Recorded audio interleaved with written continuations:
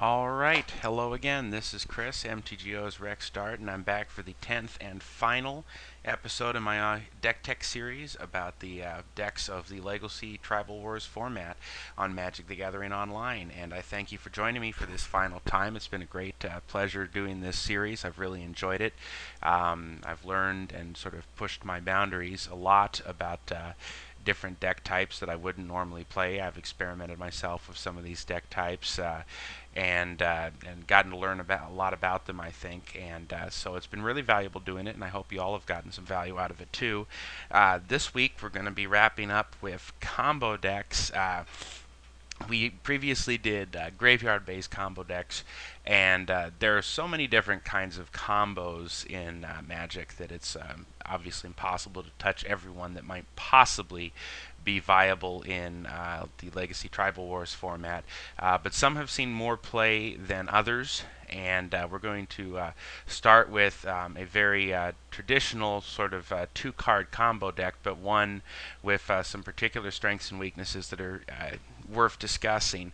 When I was young, back in the 90s, we thought of combo decks as just simple two-card win the game kind of combos, and not all combo decks are that, but the Kiki Jiki Pestermite combo, which was popular for a while in Old Extended, and then took on a new incarnation in Standard a couple years ago, and has seen brief popularity in Modern over the past year, is one such combo. On one hand, you generally want your combo decks to be not easily disrupted, and so in one sense this is one of the weaker combos in that sense because it is disrupted by spot removal. In every instance of this combo, and as you'll see, there are very many permutations in which you could build this, but in each case spot removal can disrupt the combo. So that is an inherent weakness because spot removal is something that is played ubiquitously in the Tribal Legacy Wars format, whereas if you have a combo that was only interacted with on the stack by counter magic, for instance, or even by something more, a little more arcane like enchantment or artifact removal, which many decks do have, but not in the number that they would have creature spot removal. In that sense, this deck is more vulnerable to all those things, but it also does have some advantages as well, in that it doesn't necessarily have to go all in. It has a number of different pieces. It's sort of a modular combo in a way, because you can take either Kiki Jiki or Splinter Twin and pair it with virtually any of these cards here on the right in order to get an infinite combo. If you have an intruder alarm, you can copy anything, and whatever you copy is going to cause Kiki Jiki or the enchanted creature to untap and then repeat the process. Pestermite, Deceiver Exarch, Village Bellringer all have the advantage of having flash, which allows them to be played at the end of the opponent's turn, and then you can play the Kiki Jiki or the Splinter Twin and simply win out of nowhere as it is, and sort of gives it a element of dangerousness playing against this combo, that if you tap out, you never know when you're just going to lose out of nowhere. So these having flash is important in that sense as well. We saw Restoration Angel and Zealous Conscripts in a very different style in Modern, which is they were in Birthing Pod related incarnations that simply had this as a combo finish. The Restoration Angel you would use to basically blink or flicker the Kiki Jiki, and then it can then copy the Restoration Angel, flicker it again. This one obviously does not work with Splinter Twin because it would make the Aura fall off. But of course, it's an angel, so it cannot actually target it itself. So there's no really way to use this with Splinter Twin, but the rest of them can all be used that way. Zealous Conscripts, because you gain control of target permanent, you can gain control of your own, and it untaps it. So these were sort of the two newer additions. Again, historically, when you've seen decks using Pestermite, Deceiver Exarch, those decks have tended to be all in on the combo. They may have some other utility, and they may be able to just switch to a beatdown plan, but for the most most part, they go all in on it. Whereas when you've seen Restoration Angel and Zealous Conscripts in Modern, it's been to in the context of, say, a very sort of good stuff mid-range Birthing Pod deck that simply has this as a good combo kill. The former version has been the more popular over the years in the Tribal Legacy Wars format, and we're going to take a look at one of those right now. And that is Nemesis Paradigm's Shaman combo deck. He played this on October 15th, 2011 in Tribal Apocalypse 41. He came in third place with a 3-1 record here.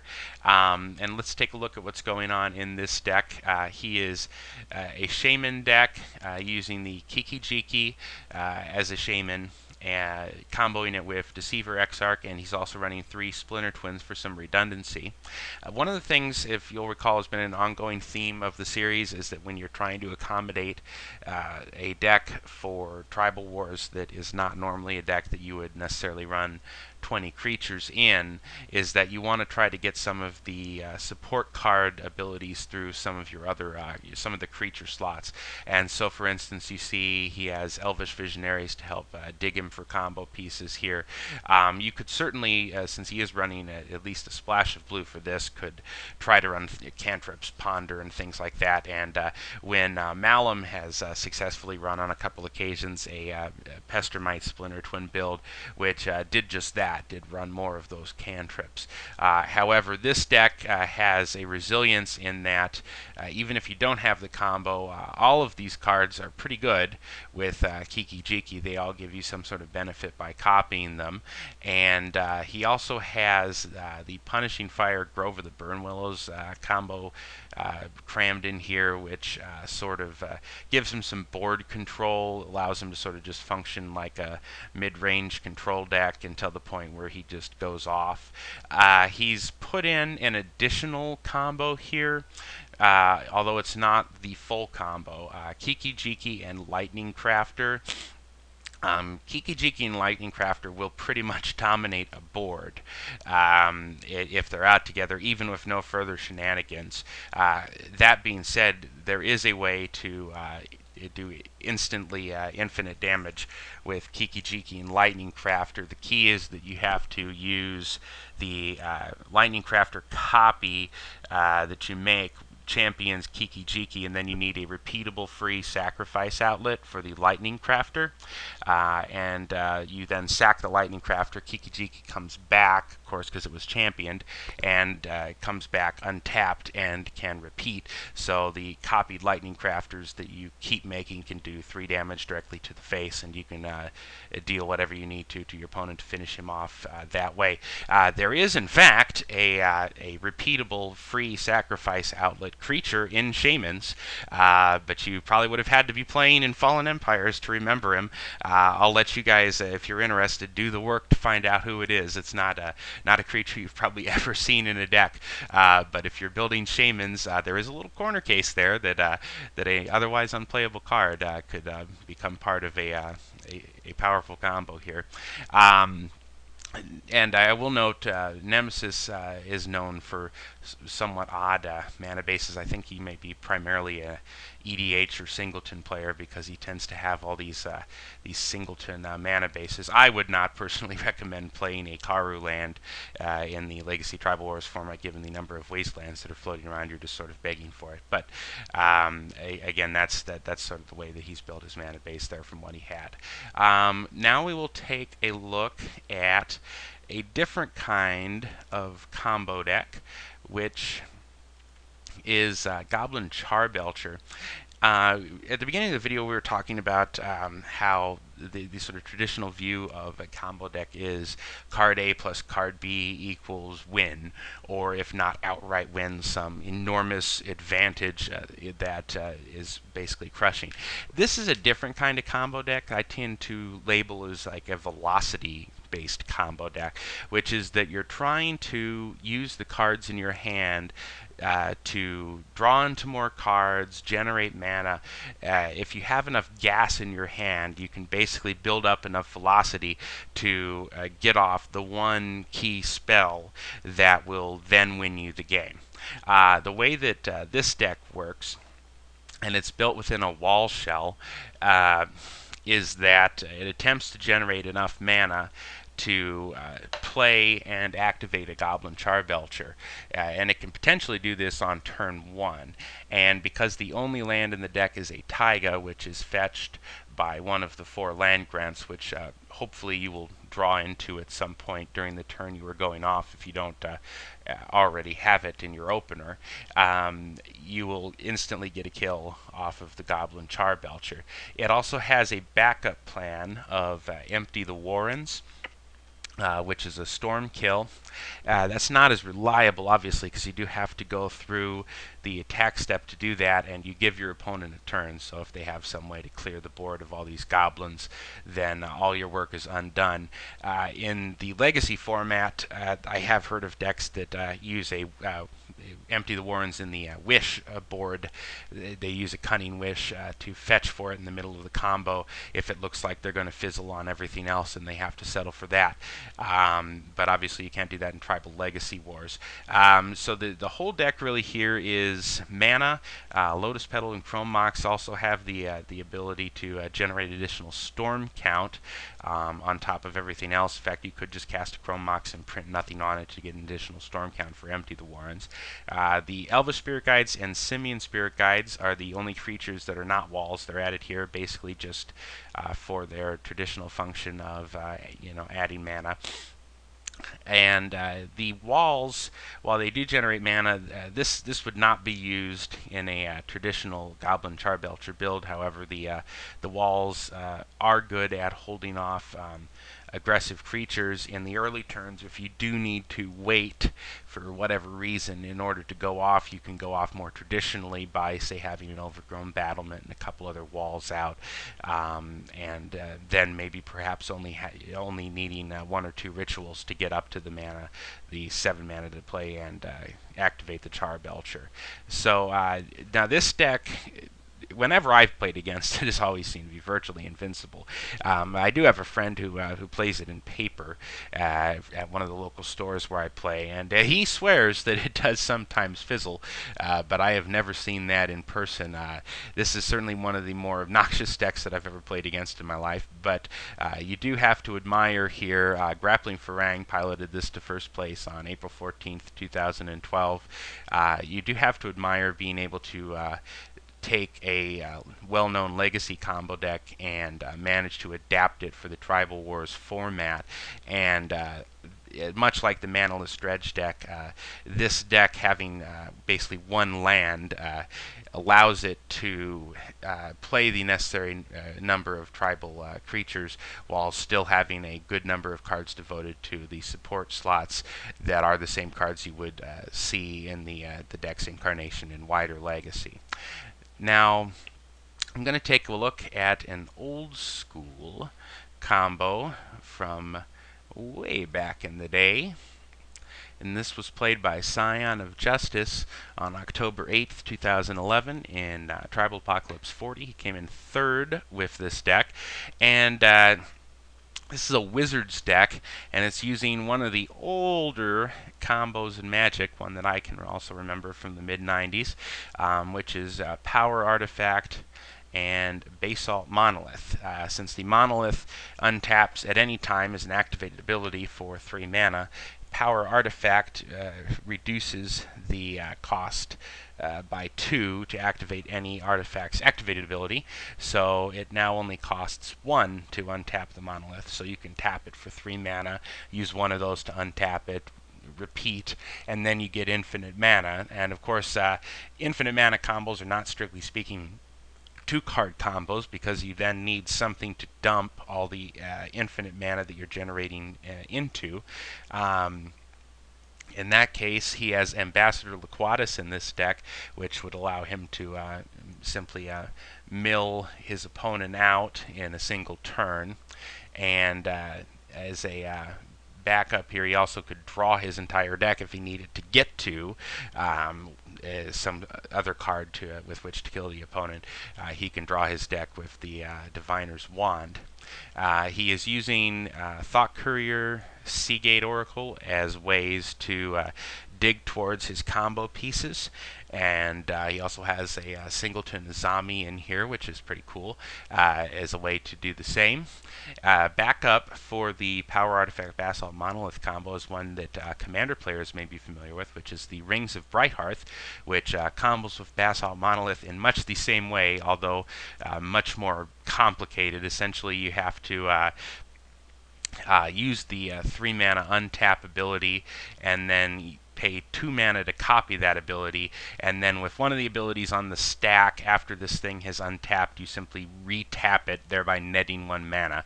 And it's a little more complicated, but it amounts to the same thing, that you end up with infinite mana. And because this is a colorless infinite mana combo, it does tend to find its way into a lot of commander decks, and I've put it into some mono white and mono red ones over the past several months, since those colors are rather underpowered in terms of combos that they can achieve.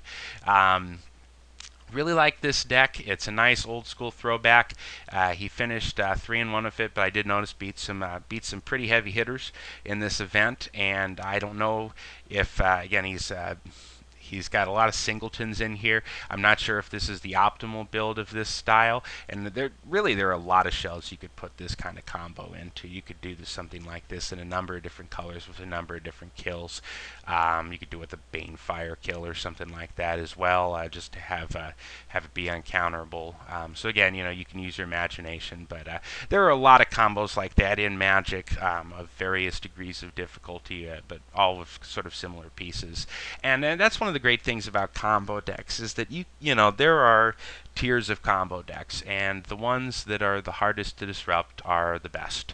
And the ones that have 7 or 8 moving pieces are the worst in the objective sense. But by the same token, one of the reasons to play a combo deck it might be to show off something a little bit fancy here or there.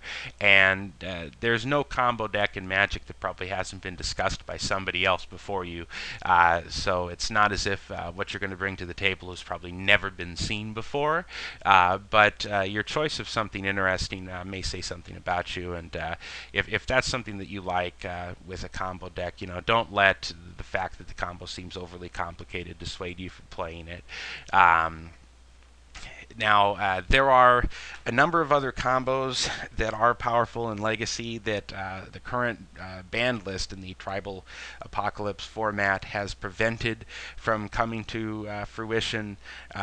Even though there are some that recently were unbanned, they haven't really seen play yet. So these were the 3 that I chose to pick, but there were a lot of different options, and a lot that we could start seeing again, like Leyline of the Void, Helm of Obedience, especially now that Rest in Peace has been printed as a backup for the Leyline, and Painter's Servant Grindstone, for instance. But on the whole, as far as combo decks go, if you tend to bring one that's a little too good to the event more than once, you're going to start drawing a bit of ire from people, and that's probably not where you want to be. But as a one shot to just sort of show something off, this is not a bad deck choice in general. So I'm going to go ahead and wrap it up here. There are some archetypes that I wish I would have had the chance to get to, but really didn't justify an entire episode, and I'm at the 10 episode mark, and I just kind of wanted to end it here. I looked for a very good prison deck, and I couldn't find anything particularly good. There were a couple of tries at it, Enchantress sort of builds, but nothing that I thought was quite there. Again, Magic has a lot of different ways to play, and there are a lot of ways to play that haven't been fully explored in the Tribal Legacy Wars format that I still think are adaptable for it.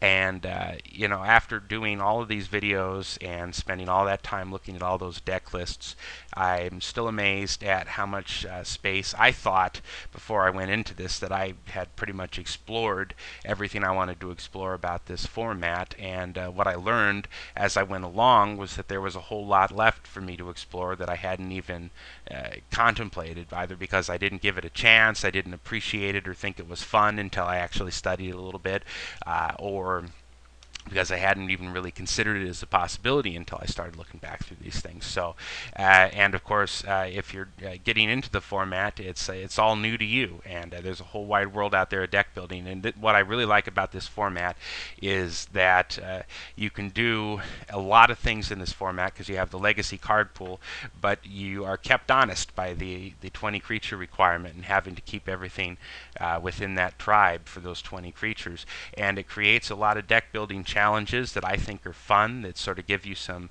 constraints to work within. It gives you a chance to show a little bit of flair. Sometimes it gives you a chance to play some cool cards that you like through the history of Magic that aren't quite good enough to cut it in regular wider legacy, but might well be good enough in this format. And if you just get out there and explore some of the different types of decks you can make, I think you might be surprised.